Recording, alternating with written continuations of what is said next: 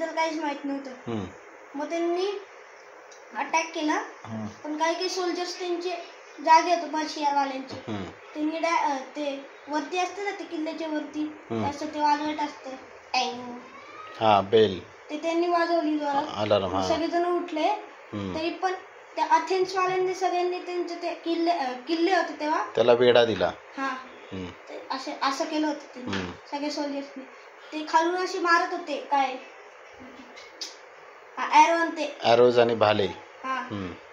तरी पण त्यांच्याकडे स्किल्ड एरोज म्हणजे स्किल्ड क्राफ्ट्समॅन, म्हणजे ते एरो फेकणाऱ्यांना क्राफ्ट्समॅन म्हणतात, ते ह्यांच्याकडे होते पर्शियाकडे. ते फेकत होते, ते वरतून पण फेकत होते. पण हे अथेन्सवाल्यांचे ते हेल्मेट्स आणि आर्मर स्ट्रॉंग होते म्हणून त्यांना काही जास्त झालं नाही. पण ते पर्शियावाल्यांकडे टेरन होतं. टेरेन म्हणजे एक प्रकारचा बॉम्ब होता तेव्हा. तो त्यांनी खाली फेकला. मग त्यांची अर्ध्यापेक्षा जास्त टीम मरून टाकली आणि त्याच्यापेक्षा जास्त लोक इंजर्ड झाले. तरी पण त्यांनी हार नाही मानली. तरी पण ते फाईट करत राहिले अजून 1 तास. आणि मग त्याच्यानंतर ते थकले आणि इंजर्ड पीपल पण होते ना. मग ते पटकन पळून सी शॉरकडे गेले. एक देश होता जवळच त्यांच्या अथेन्सचे देशचे शेजारचा. मग हे पळून गेले ना अथेन्सवाले. आणि अथेन्सवाल्यांना वाटलं की ते जिंकलेत आणि पर्शियावाल्यांना वाटलं ते हारलेत. पण ते पर्शियनवाल्यांनाही डिफीट होती ना, डिफीट त्यांच्या पोटात काय पचत नव्हती. मग हार पचत नव्हती. आणि मग त्याच्यानंतर त्यांनी एक प्लॅन बनवला. अथेन्सचा जे देश होता ना, ते लँडच्या साईडने जाण्यापेक्षा जर सीच्या साईडने गेलं तर हे इथे समज 1 तास लागतोय तर इकडून अर्धा तास लागेल. म्हणजे ह्याचे अर्धच होतंय, म्हणजे खूप जवळ होतं सी काय पाण्यातून जाण्यासाठी. मग त्यांनी प्लॅन बनवला की पाण्यातून जायचं पटकन. तेव्हा हे सी शॉर दुसऱ्या देशात गेले होते ना त्यांची ती साजरा करायला. आणि अथेन्स ते लोकांना माहित नव्हतं ते वॉर जिंकून आलेत की हारून आलेत.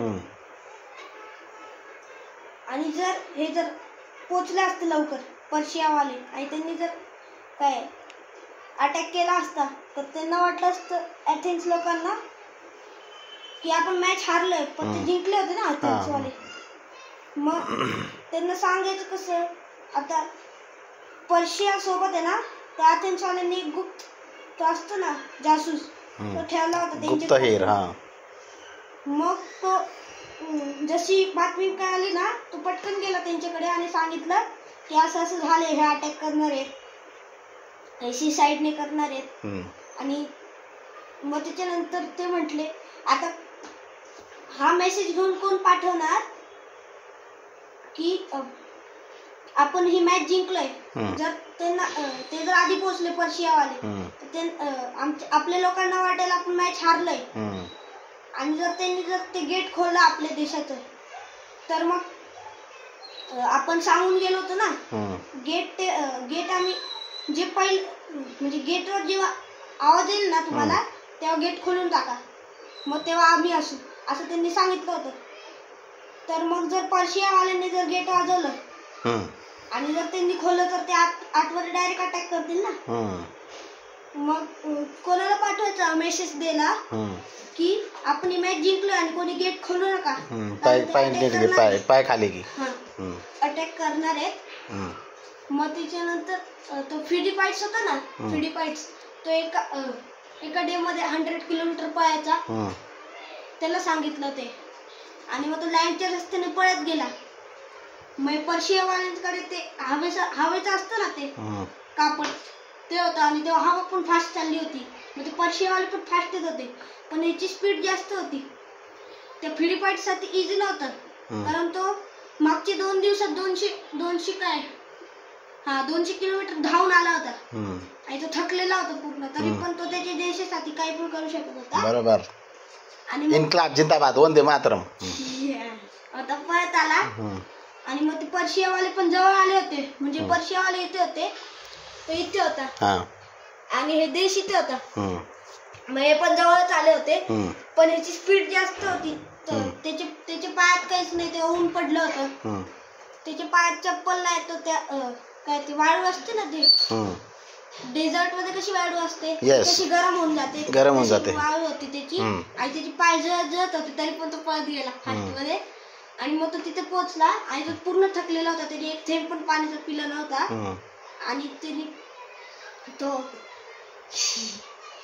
आणि त्याने तो मेसेज दिला आणि तो तिथेच तो मरून मेला. अरे देवा. तिथेच तो मेला.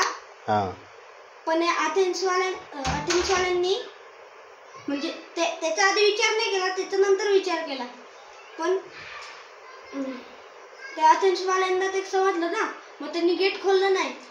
आणि त्यांनी एक गुप्तहेर पाठवला होता त्या अथेन्सवाल्यांनी, सोल्जर्सने, हम्म. की आम्ही असं वेगळ्या प्रकारे दोर वाजवू, तेव्हाच तुम्ही गेट खोला, तेव्हा आम्ही असू तिथे. मग ते पण त्यांनी सांगितलं. मग त्यांनी पार्टी केली अथेन्सवाल्यांनी. आणि मग त्याच्यानंतर ग्रीस नावाच्या देशामध्ये पहिल्यांदा मॅरेथॉन निघाली. मॅरेथॉन हा. पळायची रेस असते, तिथे त्याचा पुतळा लावला, फिडिपाइट्स. तो एवढा फास्ट होता. बापरे, अशा पद्धतीने सुरू झाली. बापरे, कसला भाले. वाचून आला. बल बल बल. ठीक है, जाओ अभी भागो, मैं कहता हूँ. हाँ? जा.